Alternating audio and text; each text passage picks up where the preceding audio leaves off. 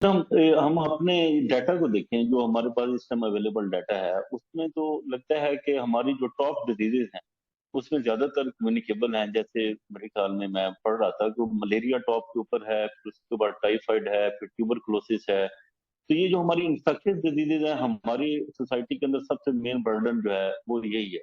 उसके बाद हमारी नॉन कम्युनिकेबल डिजीजेज आ जाती हैं, जिसमें टॉप के ऊपर इस्कीमिक हार्ट डिजीज है, कैंसर है। फिर उसके बाद जो है आपका रेस्पिरेटरी, क्रोनिक रेस्पिरेटरी डिजीजेज हैं, लंग्स के इश्यूज हैं। और फिर उसके बाद शुगर और उससे रिलेटेड कॉम्प्लिकेशन की डिजीजेज हैं। तो हमारी सोसाइटी में मतलब आपका क्या ख्याल है कि ये जो एक तो क्वालिटी ऑफ हेल्थ इतनी अच्छी नहीं है, फिर आप जिस तरह बात कर रहे हैं कि वो आपका लाइफ एक्सपेक्टेंसी अच्छी नहीं है, और इसके अंदर अगर हम अपने डाटा को देखें तो कम्युनिकेबल डिजीजेज सबसे टॉप के ऊपर है। नॉन कम्युनिकेबल डिजीजेज, आप तो कार्डियोलॉजी में काम कर रहे हैं और आप होटल में कैबिज करवाते होंगे, आप ज्यादा बेहतर बता सकते हैं कि आप तो लोगों के कैबिज 35 साल की उम्र को 35 ईयर्स के अबाउ जो है ना वो कैबिज आना शुरू हो गए हैं। तो आपको क्या लगता है ये मसला क्या है, कहाँ पे है कि ये क्यों इतना बड़ा चैलेंज है, और इसकी वजह क्या है बुनियादी तौर के ऊपर इन डिजीज बर्डन की और इतने हेल्थ इश्यूज की? जी डॉक्टर मसूद, असल में देखें बात ये है कि इस वक्त अगर हम एज ए चैलेंज देखें ना कि हेल्थ हमारी सोसाइटी के लिए कितना बड़ा चैलेंज है, तो हमारा एक ये मसला भी है कि हमारे पास अपने लोकल स्टेट्स नहीं है, फिगर नहीं है, हमें डाटा का नहीं पता कि हमारे पास कितने लोग बीमार हैं, कितने लोग मेडिसिन ले रहे हैं, डिजीज कितनी। ये वो डाटा है जो आप हम्म। जिसका रेफरेंस ले रहे हैं, जो किसी इंटरनेशनल एजेंसी ने इकट्ठा किया होगा, किसी मल्टीनेशनल कंपनी ने या किसी फार्मास्यूटिकल कंपनी ने वो किया होगा। वो भी पर्पज ओरिएंटेड होता है, वो अपने मकसद को हासिल करने के लिए इस तरह की चीजों को इकट्ठा करते हैं।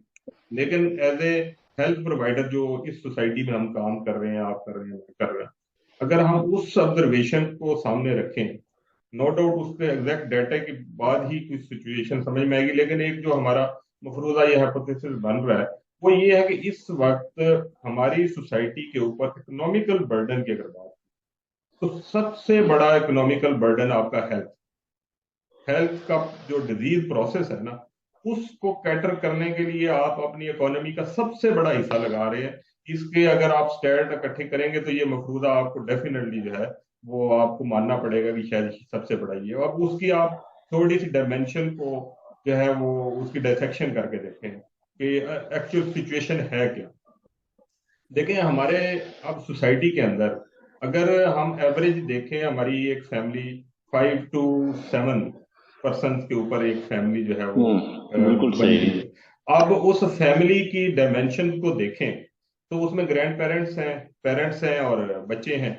अब इन सारे एज ग्रुप्स के अंदर जो ग्रैंड पेरेंट्स हैं, दे आर 100% ऑन मेडिसिन। आप बिल्कुल उसको ऐसा ही है। शायद हाँ जी। रेयरली 1 to 2% हो कि कोई बंदा जो 60 प्लस का है, 50 प्लस का है, वो मेडिसिन नहीं लेता। वो ब्लड प्रेशर की, शुगर की, जोड़ों के दर्द की, दमे की, एलर्जी की, बुखार की दवाइयां एक महीने में इस्तेमाल नहीं करता। शायद आपको 1% भी ना इससे मेरे ख्याल जो है में ना हाँ जी, बिल्कुल इम्पॉसिबल हंड्रेड लगता है ये तो। परसेंट हाँ 100% जी। आपको मिलेंगे। तो ये आपकी एक जनरेशन तो टोटली जो है ना मेडिसिन डिपेंडेंट हो गई।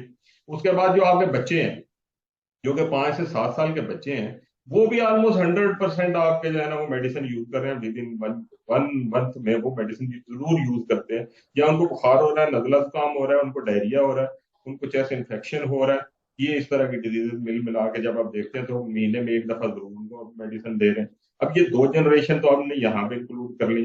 अब रह गई आपकी बीच वाली जनरेशन, जो कि जो है ना 15 से लेके 60 साल की उम्र के, 50 साल की उम्र के बीच के लोग हैं, जिनको हम यंग लोग कहते हैं। अब यंग लोगों को क्या किया, जब हमारी नजर में तो वो चीज ठीक है, सेहतमंद है।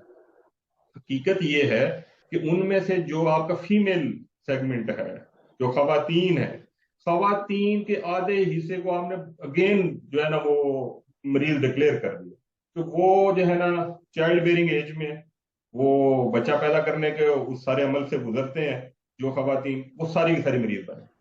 वो कैसे बन गई कि जो ही प्रेगनेंसी हुई आपने फिर उनको मेडिसिन पे लगा दिया, आपने उनको हाँ कैल्शियम जी की ऐसे ही। मेडिसिन दी, आपने फोलिक एसिड दिया, आपने आयरन दिया।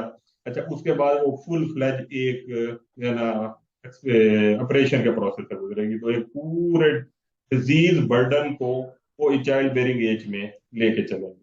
तो ये 50% यानी को आपने उसके फिर ऊपर भी आपका हेल्थ सिस्टम की ओवरऑल कॉस्ट होती है कि वो डिलीवरी होनी है और सी सेक्शन पूरी कितना हो पूरा रहा है इतना पूरा चाहिए बर्डन होता है। उसके ऊपर आपने दोबारा से ही ला के खड़ा कर दिया। ठीक है। हाँ जी। अब अगर ये सारी फिगर को आप थोड़ा सा एनालिसिस करें तो डॉक्टर मसूद इस वक्त सूरत हाल ये लग रही है कि शायद हमारी सोसाइटी का 75% सेगमेंट जो है वो बीमार है, वो दवाइयां ले रहा है। हम्म। अब सही है। इतने बड़े जो आपका जो है ना हेल्थ के ऊपर डिजीज बर्डन है, इतने बड़े डिजीज बर्डन को आप क्यूरेटिव एस्पेक्ट जिसको कहते हैं कि आप बीमारियों का इलाज करें, उस एस्पेक्ट से आप कैटर कर सकते हैं कि अब आप हम्म। अपनी सोसाइटी के 75% बीमारों का इलाज कर रहे हैं। अब कितने हॉस्पिटल बनाएंगे आप कितने सही जो है। है ना डॉक्टर पैदा करेंगे? अच्छा, और उसको कैसे कैटर करेंगे? तो बीमारी को डील करने का ये एस्पेक्ट जो है, ये किसी सूरत में भी आप इसके जरिए से अपनी सोसाइटी को हेल्दी सोसाइटी नहीं बना सकते। तो ये इस वक्त सिचुएशन है हमारी सोसाइटी